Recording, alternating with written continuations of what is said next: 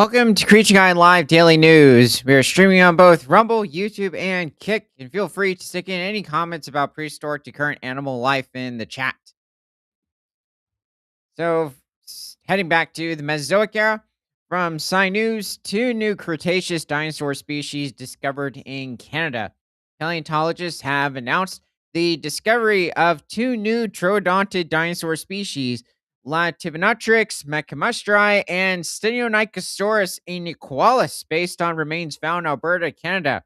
Wow, so this is um, commemorating the discoveries of these two species of dromaeosaurs. So this is quite exciting to see.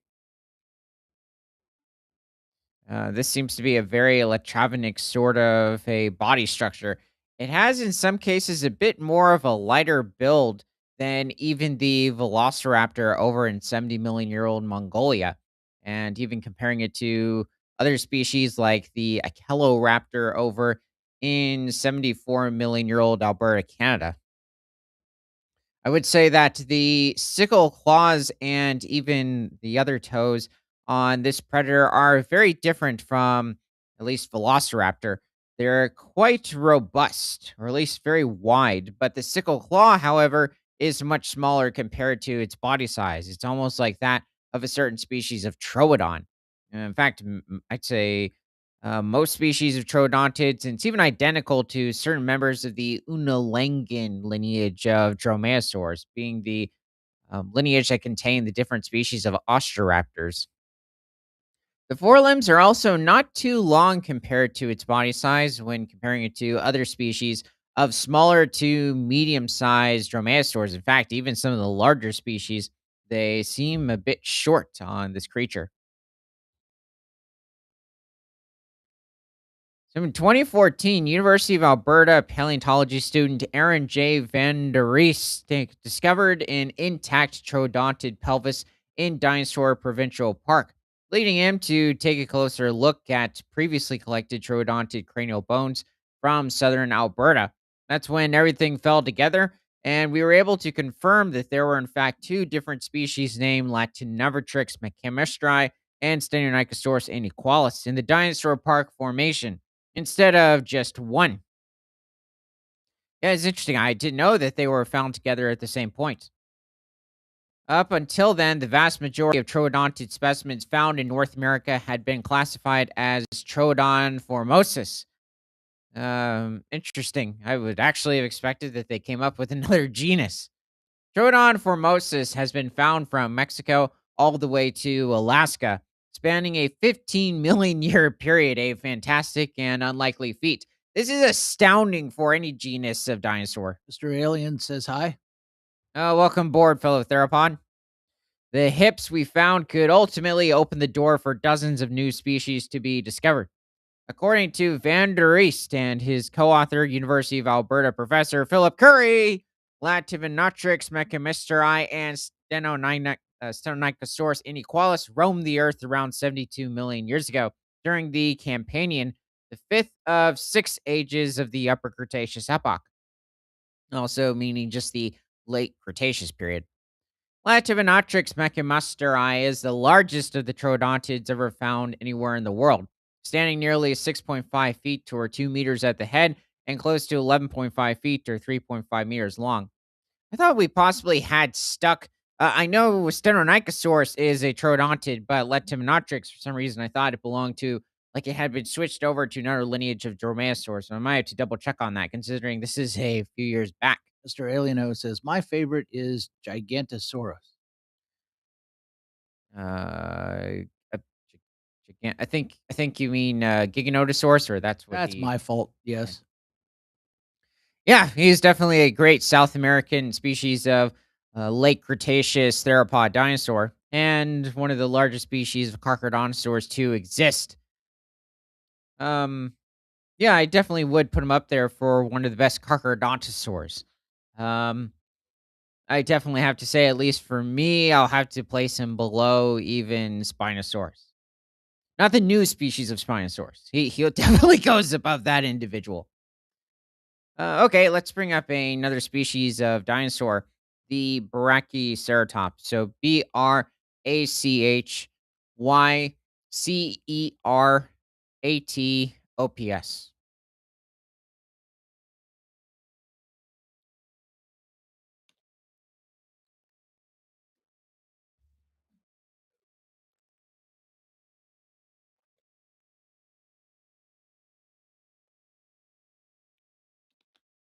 You have to look before you say anything.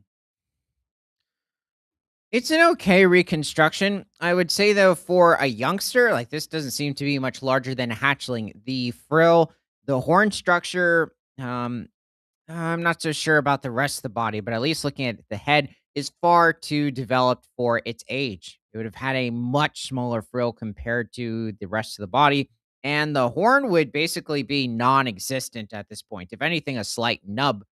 The eye sockets, or at least the horn-like structures around the eyes, that is a bit of a question. Possibly less too. These could be full-grown individuals. However, at least the one on the far right has too long of a horn compared to its body size. So this was a species of ceratopsian. In fact, it was one of the smallest. I believe this animal didn't probably reach much more than 4 to 5 feet in length at most, or pushing somewhere around 3.4 meters. No, wait, not 3.4 meters. I meant to say 1.3 meters. Yeah, this is virtually a full-grown Brachyceratops. So, this creature lived over in Montana around 74 million years ago. So, adjacent to when, like, the last few 100,000 years of the Tyrannosaur Daspletosaurus in the area, or at least when the last Daspletosaurs existed. And it also coexisted with different species of hadrosaurs or duck-billed dinosaurs, the different species of nodosaurs, and ankylosaur and kylosauromorphs in the region. There doesn't seem to be any species of sauropod inhabiting this part of the continent, at least in this time in the Mesozoic.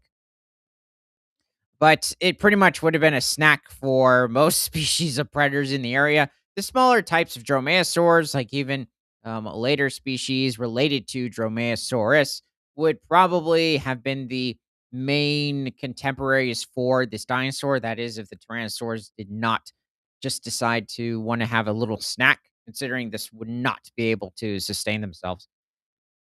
Um, Also, this is not a carnivore. It's simply feeding on different species of flowers, different types of ferns and horsetails, and the different marshes and swamps that it inhabited over in Lake Cretaceous, Montana. Wait, So this is adjacent to this has big horns. Triceratops porous skeleton. That's the full-grown Brachioceratops on the bottom. Okay. So in some cases, it's not even the length of a triceratops skull for how small it is. It probably didn't weigh much more than 80 pounds in some instances, or pushing around 35 kilograms. It was a rather small ceratopsian. Why, compared to the much larger species that it coexisted with, not triceratops, triceratops has not evolved yet, but creatures such as Styracosaurus, the different species of centrosaurs, even Pentaceratops at the time. Why is it that it basically took a huge halt, much like the different species of Protoceratopsids? Oh, this is probably because it's a member of the Leptoceratopsid lineage, which was not very large. Some of the largest species of Leptoceratopsid specifically, didn't reach much more than maybe 8 to 9 feet in length, or pushing somewhere around 2.4 meters.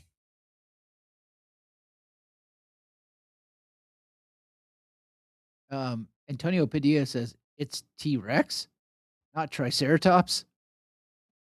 What? If you're referring to the skull, T-Rex, I mean, there have been certain theories that T-Rex had slight horn-like structures on the tip of the eye sockets, but besides that, it is very distinct from a Triceratops. Triceratops also walks on all fours, whereas T-Rex had quite strong small forelimbs compared to its body size, and for any species of animal. But It's a huge question as to what they would have been used for. How would And you get T-Rex out of that? also, yeah, T-Rex belonged to a completely different branch of dinosaurs in general, being the Saurischian lineage, which is also what would contain the different species of virtually all theropods, including the avian theropod dinosaurs being the birds, different species of long-necked sauropod dinosaurs, and Triceratops belonged to the other lineage being the Ornithischians, which would branch off into different species of other ceratopsians, the ankylosaurs, different species of the ornithopod dinosaurs, which would evolve into the iguanodontids, the hadrosaurs, and who else am I missing? The pachycephalosaurs or the megacephalians. Oh, and the stegosaurs. But yeah, this is completely different from a T Rex. Uh, let's head back to the article. Where were we? Okay. Huh. 11 feet. Are we sure we're not mixing this up with another species of dromaeosaur or it's another species of Leptibinatrix? Hmm. It's about 50% larger than any other troodontids previously known. Wait a second. Is this the one over in Alaska or one of the species? I think it has another name now. Antonio Padilla says, I think the current visualization of dinosaurs is not correct because they only theorize based on bone structure. Um, well, usually when it comes to the theories of like the overall anatomy, the morphology and physiology of different species of dinosaurs and even other prehistoric mammals in general. It tends to be compared to many species of living animals today. And when you're looking at the dinosaurs, they can be compared with like elephants, especially when it comes to their movement and referring to the larger species such as sauropods. But even if you were to look at certain species of dinosaurs like Triceratops, and you're going for or trying to come up with like how per se the skin would have looked, we have found preserved skin specimens of Triceratops horridus. Not necessarily, I believe, yet of Triceratops porsus, the later species of Triceratops, which existed pretty much for the last 500,000 years of the Cretaceous. And then he says, God's creation is so complex. Maybe they were hairy. Maybe they were fleshy. Well, they definitely had muscle. Um, but when it comes to the keratin that they were composed of, it would have been specifically of feathers, which is made up of a different substance of keratin compared to fur, which is only um belonging to specifically the mammalian lineage as well as the proto mammals which came before the mammals back in the Permian period. But at least when it comes to feathers, it seems that we have evidence from, I believe, as far back as 180 to 190 million years ago to the early Jurassic with different species of dinosaurs and really being also the theropods. He said, thanks for the explanation. Um, yeah, I mean, feel free to put in any more questions or just simply comments about other prehistoric animals. So for Van der Reest, naming a new dinosaur species has been an especially powerful experience. He has named his discovery Latibinotrix mechamasteri in honor of his late mother, Lion McCaster Van der Reest, whose encouragement was essential for his pursuit of paleontology. Having brought my first find full circle from discovery to publishing my research 3 years later has been really incredible. Hmm. Oh, I can't think of a better way to honor her memory. The new species okay. This was a first kind of an interesting and then odd sort of an ending to an article. Uh, that's just I will also say that Stenonychosaurus was just left out of the conversation. Like, what's this about? This seems to happen a lot when you don't pre-read articles and you just pick them. Yeah, how could you do that to such a magnificent troodontid? I could even say Lativinatrix wasn't mentioned too much either, but I swear the size is off. Now, there also have been instances where within just a few years, in some cases within a few months, that the size of a certain species of dinosaur is disputed, or there are consistent debates over it. Okay. We have two major question marks here with both of the dinosaurs. Let's head to another part of the Mesozoic. From Sinus Shingopana sungwensis, new titanosaur species discovered in Tanzania. A new species of long necked titanosaurian dinosaur has been unearthed in southwestern Tanzania. So we're over in the Mesozoic of East Africa. What on earth is occurring on the left? Is that like a giant carcass and there's a crocodilomorph within the midst of it? Because that's what it looks like. They don't seem to be trees. Those vertebrae? Yeah, that's what I was guessing. And it looks like a mixture of clam or mussel shells or the animal itself. Who is that? So Shingopania or Songwensis. I guess they're the sauropods over here. Looks very titanosaur like. So the newly discovered titanosaur is called Shingopanosongwensis and lived between 170 million years ago. A partial skeleton of the prehistoric creature was first excavated in 2002 and represents the first significant discovery by the Rukwa Rift Basin Project, an international collaborative effort led by Ohio University paleontologists. Well, that was actually kind of surprising. I didn't expect Ohio to be over in a fossil basin in Tanzania, but it's definitely probable at this point. Over the next few years of excavation, additional portions of the skeleton, including neck vertebrae, ribs, a humerus, and part of the lower jaw, were recovered. Well, that is relieving to hear for a species of titanosaur, even coming in from the late Cretaceous that we found, especially part of the mandibular or the lower jaw. Definitely is good to hear. Still, with there being still cervical neck vertebrae being discovered, ribs, and an upper arm bone or the humerus. And we don't know how many ribs or the neck vertebra they discovered.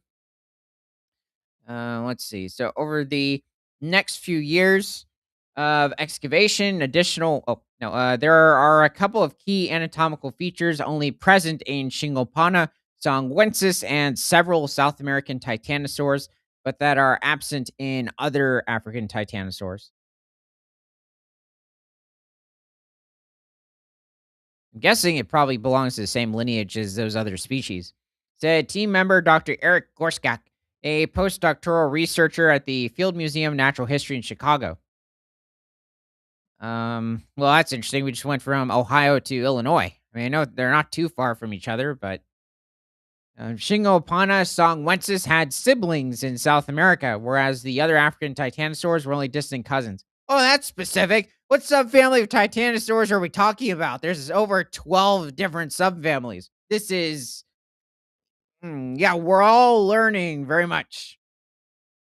Detailed comparison of the new titanosaur with other known sauropod dinosaurs suggests that the species found in southern Africa are certainly more diverse than previously thought.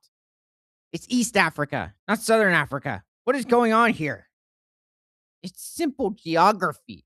If you're over in Botswana and maybe a South Africa, Lesotho or Swaziland or Eswatini, no, no, Eswatini is a separate country. Mozambique, you're in southern sub-Saharan Africa. Some might even include like southern half of Angola or Zimbabwe, Zambia. You're all the way in Tanzania. That's East Africa or Kenya, South Sudan, Sudan. Okay. We got to bring up another animal. It's just bugging me.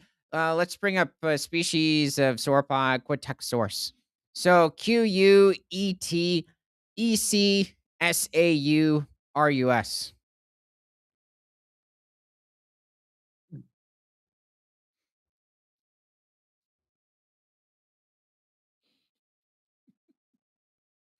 Okay, this is definitely not a Quetecosaurus. It would have a much this doesn't look like any species of dinosaur. There were certain species of Rebecca-saurid sauropods that had very short necks compared to their body size. This isn't one of them.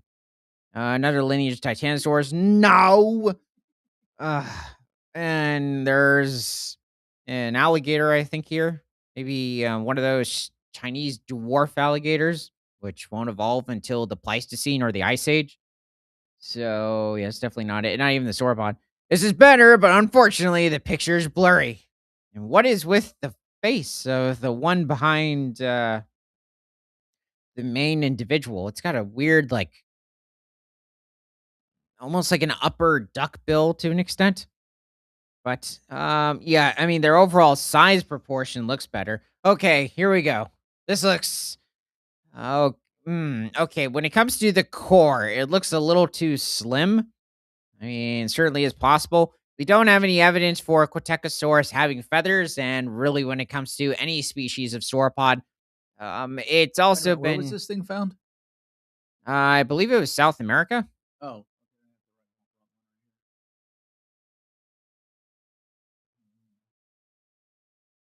Who specifically? Yeah, I think it was like over in Argentina.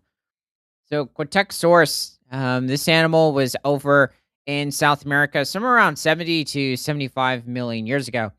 And this creature was probably somewhere around 75 to 80 feet in length. They're pushing well over 29 to 30 meters and probably weighed somewhere between 20 to 29 tons and likely reaching a height of maybe 30 feet or pushing look at around his 9 face. meters.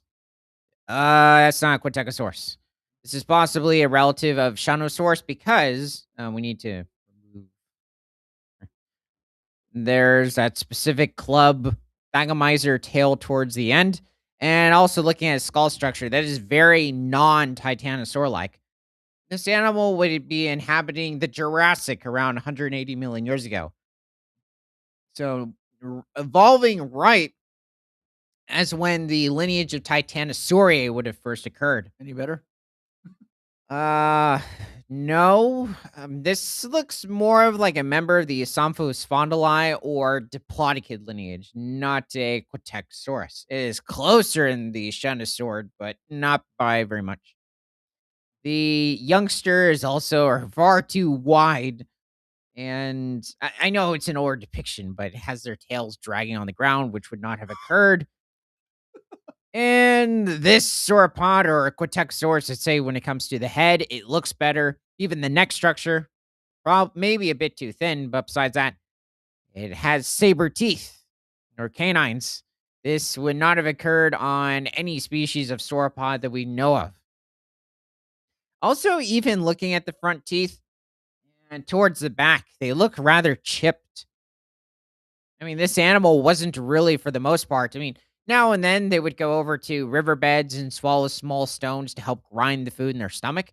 But besides that, that didn't they didn't need any specific chewing. They just would have simply swallowed the stones.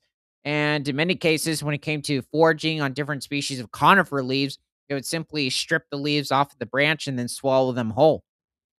So there was almost no chewing after grabbing that initial leaf. These animals were not evolved for chewing. Also, he doesn't even have any teeth on his upper jaw behind the canines. This is terrible. And then when it comes to his nostrils, they're far too much to the center of the skull and not towards the side of it, and even further down the snout. Um, let's see. The ear lobe, of course, seems to be okay. I just thought he And was funny looking. yeah, he's got a lot of issues.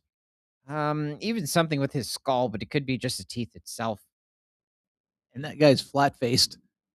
Sort of. Shanosaurus has a bit more of like a broad sort of a skull, but yeah, on this specific drawing, it's a little flat. It looks more evenly proportioned. That's better. It likely didn't have any spikes sticking out of the side. That's really only specifically seen on the nodosaurs and possibly in Kylosaurs. And this guy, who looks just low IQ. I mean, he really does. And you could say Quatecosaurus was not necessarily very intelligent either, but had the basic intelligence that needed to thrive for over 800,000 years. And why is that in the water with him? Yeah, the crocodilomorph, he is far too, unless they know each other, which I doubt. But in this instance, Yeah, Their travel partners. yeah, probably he's just sticking to the streams.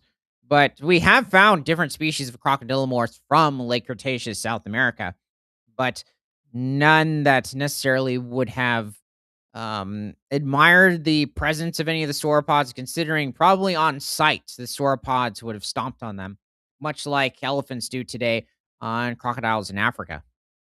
And considering many of the crocodilomorphs would have consumed their hatchlings, that's not surprising and very expected. Yeah, this guy has a mixture of like an allosaur presence, especially on his skull. Yeah, that has very allosaur or at least theropod like teeth. The skull in general looks closer to a larger species of Allosaurus, not necessarily Torvosaurus, very far off from a Torvosaurus, or even other Carcharodontosaurs in general.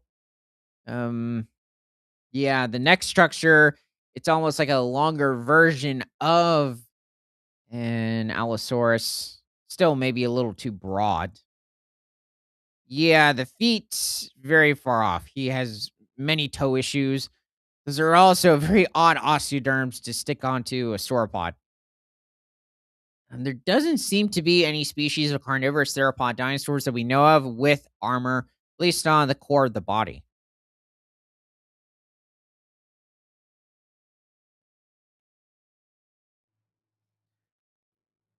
Okay, let's see what else they have for us. So, Dr. Gorskak and colleagues conducted phylogenetic analyses in order to understand the evolutionary relationships of these and other known titanosaurs. What they discovered is that Shingopana songwensis was more closely related to South American titanosaurs than to any of the other species currently known from Africa or elsewhere. Okay, we're literally gradually getting somewhere. He's now referring to certain lineages of titanosaurs that are specifically native to South America, but I might have to double check and see if at this point we also have some of the same members belonging to these subfamilies of Titanosauridae over in Africa as well, like South America. So this discovery suggests that the fauna of northern and southern Africa were different in the Cretaceous period, said Dr. Judy Skog, program director in NSF's Division of Earth Sciences. At that time, South African dinosaurs were more closely related to those in South America and were more widespread than we knew. During the Cretaceous period, Shingopana songwensis roamed the landscape alongside Ruckwatitan bicipeltis, another species of titanosaur the same team described in 2014. Hmm. Okay. This was definitely very odd. We're not getting a lot of info here. And we're also referring to different species, Northern and Southern Africa. First of all, I'm going to say it again. It's East Africa. We're referring to Tanzania. And South Africa, we have found different species of dinosaurs in that country, but they're usually dating to the earlier Jurassic and the Triassic period. So over 175 million years um, back in the Jurassic. So by the Cretaceous period, South African dinosaurs are rare, if any have been discovered in that specific country in general. Tanzania, they still occur into the Cretaceous period, and we do find a number of different species back from the late Jurassic, such as Giraffatitan. But in Northern Africa, and that would be specifically to different Sahara desert countries like Niger, Algeria, Morocco, Egypt, we have found different species of Carcharodontosaurs, different species of Titanosaurs, ornithopods from the area. Really, from the early late Cretaceous to the early Cretaceous, though in recent years, we have found evidence of a hadrosaur, a species of ceratopsian, and another sauropod from the late Cretaceous, like pushing between 68 to 70 million years ago. Yeah, but this was quite odd. I'm not sure what else I could say here. Okay. Um, let's bring up another species of ceratopsian, the Cerasinops. So Cerasinops.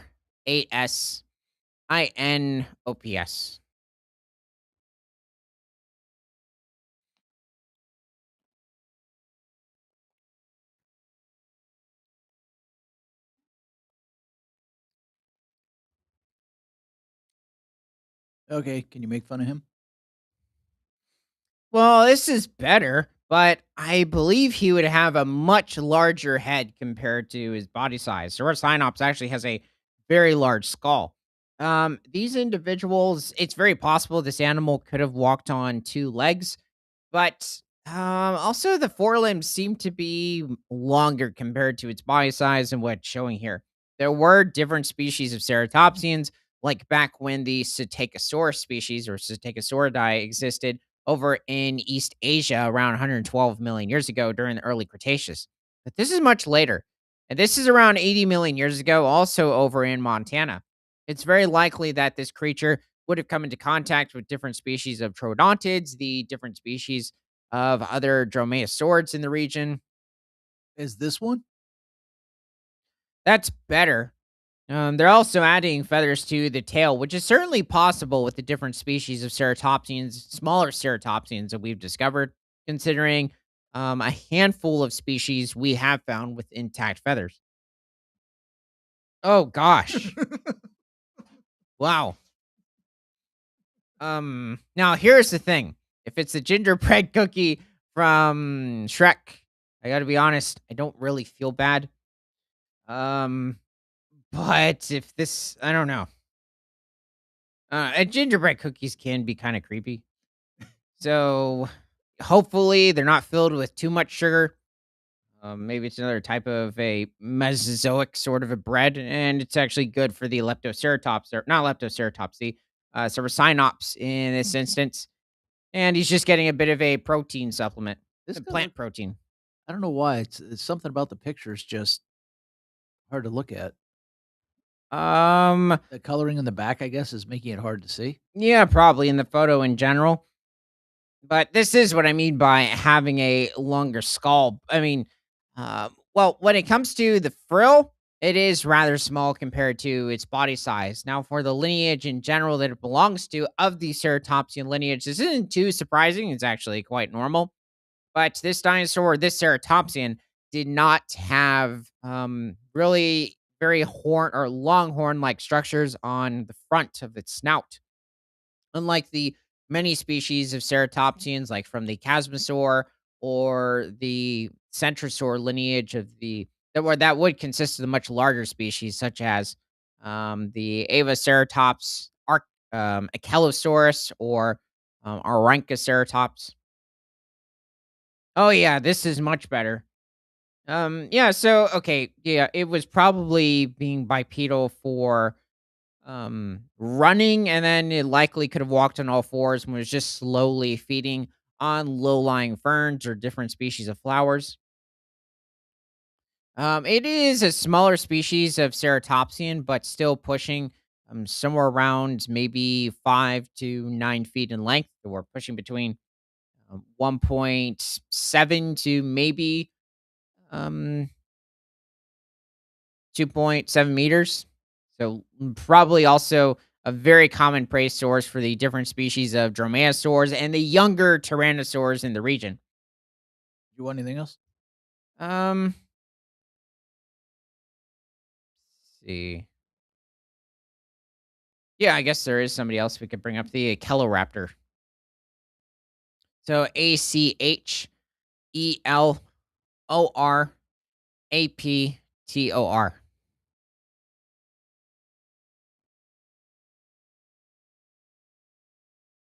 Ceratops could definitely use its beak for defense. I mean, we have evidence from Protoceratops alone that ceratopsians were utilizing their beaks for breaking the arms of different species of theropods, I like especially the dromaeosaurs. I like the picture. Yeah, there he is. So this is a species of dromaeosaur, very closely related to the Dromaeosaurus from Alaska, but this animal was over in Alberta, Canada, around 74 to 75 million years ago.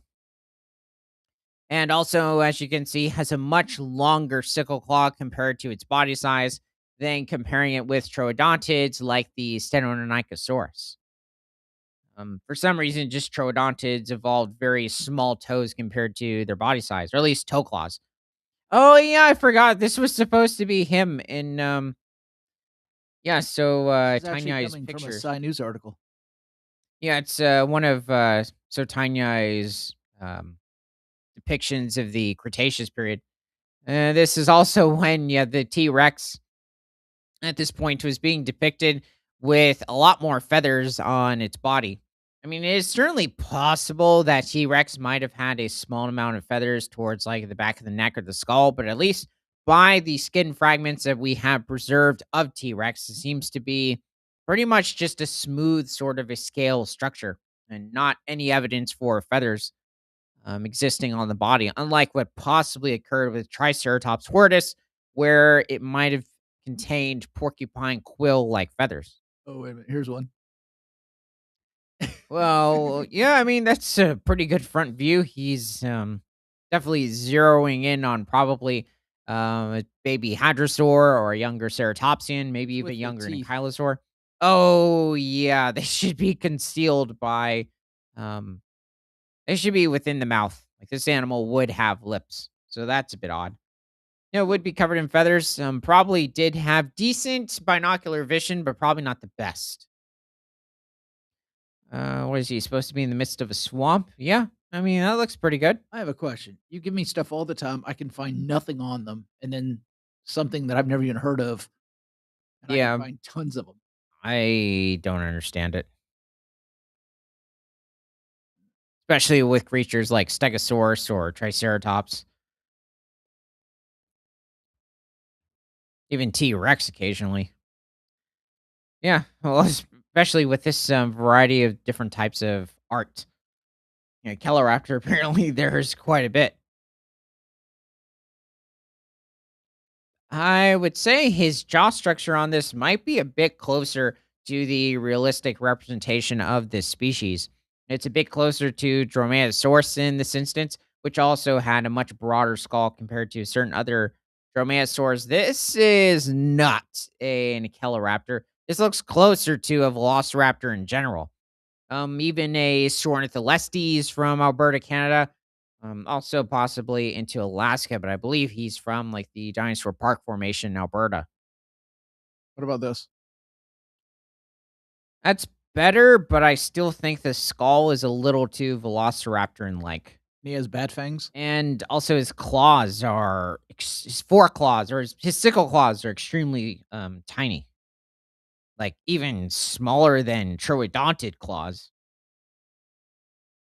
It's very possible that they might have been covered in a series of colors, but so far, at least when it comes to pigment of different species of larger dromaeosaurs, it's really hard to tell. Though I believe it's possible we might have found the pigment of Velociraptor specifically. So at least indicating a sort of light brown to beige sort of a look, possibly even like slightly yellow. Oh, yeah, that's not a bad depiction. Oh, he's taking down a, Cretaceous mammal. Oh, underneath his I didn't even see that. Yeah, this is probably a very common source of food for different species of smaller dromaeosaurs during the Cretaceous. So not too surprising.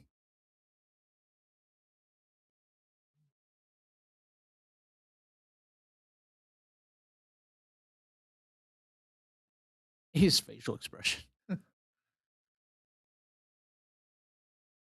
It's interesting. You have certain depictions where they're a little more like that of the Latravonyx, like something between Latravonyx and Velociraptor, and others where they're more Dromaeosaurus-like. I was looking at that T-Rex's goofy face, Oh, yeah, he totally looks, quite surprised, like, "Wow." but I totally missed that he was throwing around some kind of mammal.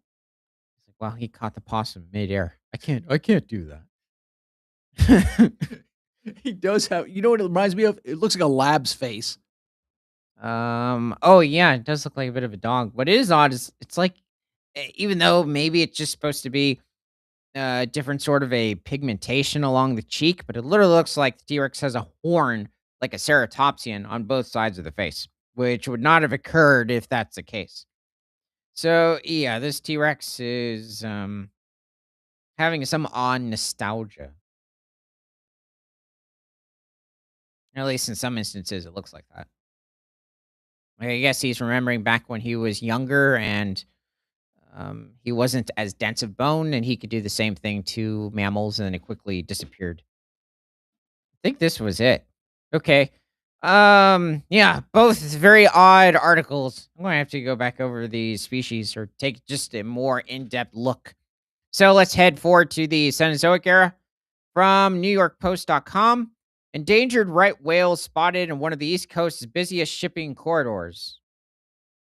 So, two endangered North Atlantic right whales were spotted off the coast of Maryland this month, marking a rare sighting in one of the busiest shipping corridors in the U.S.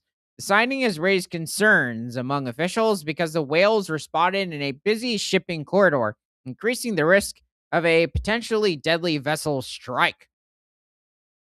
Yeah, there aren't too many North Atlantic right whales, so this is a bit surprising. Why they're deciding to um, feed in this area, I'm assuming. The critically endangered whales are also not typically found this far south during this time of year. There are fewer than 400 North Atlantic right whales remaining, making every sighting significant. Yeah, wow. That is a very small population for this subspecies. According to the National Oceanic and Atmospheric Administration, North Atlantic right whales are especially vulnerable to vessel collisions because they spend much of their time near the ocean's surface. NOAA Fisheries said vessel strikes and fishing gear entanglement are the leading threats to the species, with about 86% of right whales becoming entangled at least once in their lifetime. 86%! That's nearly all of them. That is insane. Um, gosh, how? The whales can also be difficult for boaters to spot because of their dark colored skin and lack of a dorsal fin. Poor weather conditions, rough seas, murky water, and low visibility contribute to this. What is going on? Okay, so two endangered North Atlantic right whales were spotted off the coast of Maryland this month, marking a rare sighting in one of the busiest shipping corridors in the U.S. Oh, I thought it was mentioning like maybe this was a specific tagged individual.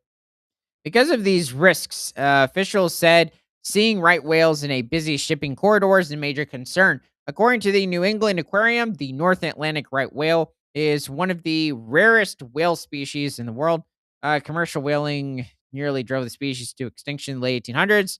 This led to the North Atlantic right whale being listed as endangered under the Endangered Species Act since 1970. I forget that even whales were put on the endangered species list. Unless, the Endangered Species Act is a separate thing. Not sure, um, the exact difference. So officials are now reminding boaters and the public to report any North Atlantic right whale sightings. So the whales are typically found along the coast of New England and Canada, but during the fall migration season, they can travel as far south as South Carolina, Georgia, and northeastern Florida. NOAA's latest population estimate puts the species at approximately 380 whales, an increase of about 20 individuals since 2020. Wait a second. I thought they said there were 400 a bit earlier. But wait, how many blue whales are there? No, right whales, North How many Atlantic right blue whales. whales are there? Oh, they're not common, but 15 to 20,000. And there's only a Yeah, couple hundred of these. yeah. Few hundred.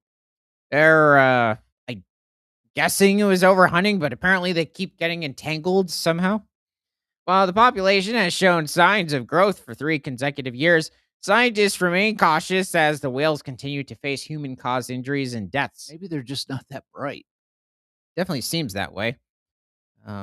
Even I guess not too great to, or the But best to compare them with like sauropods. but the blue whales might be just laughing at them. Possibly. Whales are typically found along I already said that. However, experts said it is unusual to see them this far south during this time of year. Oh, it's literally repeating like the same sentence. Okay. That was odd. Hmm. Hold on, let me blow it up. I honestly can't tell what I'm looking at. Yeah, just two North Atlantic right whales, But I mean, but I can't tell. I also wonder where they specifically are, but it says Florida Fish Wildlife Commission, so I'm assuming it's over in Florida. This calf Juno. So it's possibly a calf. I almost feel like I'm looking at a hippo. Well, they are more closely related to hippos than most other terrestrial animals. Okay. Well, we're going to give everyone a minute to put any comments about prehistoric to current animals in the chat.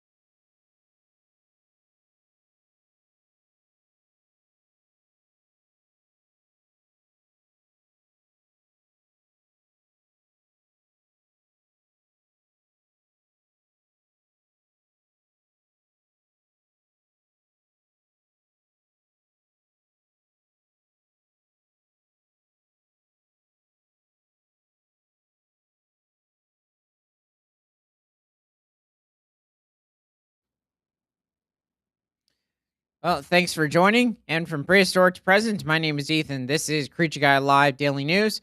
We are streaming on both Rumble, YouTube, and Kick. And remember that nothing is better than all animals all the time.